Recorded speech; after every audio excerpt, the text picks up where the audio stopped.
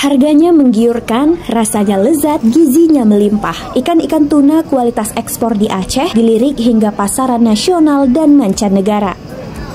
Aceh merupakan salah satu penghasil komoditas tuna, terutama ikan tuna sirip kuning terbesar di Indonesia karena dikelilingi oleh perairan Samudra Hindia dan Laut Andaman, serta memiliki nilai jual yang sangat tinggi. Minggu lalu aku berkunjung ke tempat penampungan ikan atau TPI Lampulo untuk melihat langsung ikan tuna kualitas ekspor. Setiap harinya di TPI ini terjadi aktivitas bongkar muat aneka ikan, mulai dari ikan kecil hingga ikan besar seperti marlin, tuna, hingga hiu.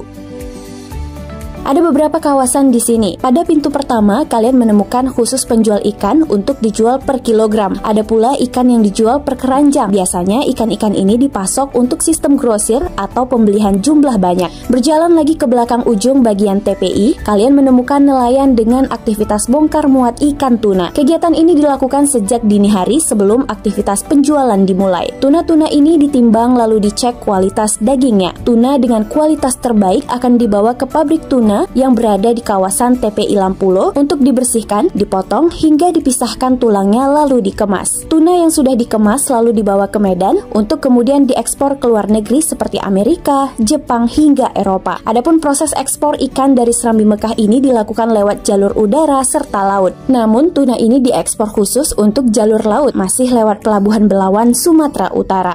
Menurut penuturan Irfan, pengepul tuna menyebut nantinya tuna kualitas ekspor ini diolah berbagai sajian makanan seperti sushi salah satunya. Satu ekor tuna ini besar banget dengan taksiran 50-150 kg per ekornya. Harga tuna per kilonya dibanderol Rp55.000. Bayangkan saja, satu ekor tuna bisa menghasilkan belasan hingga puluhan juta rupiah. Aku ini adalah ikan tuna.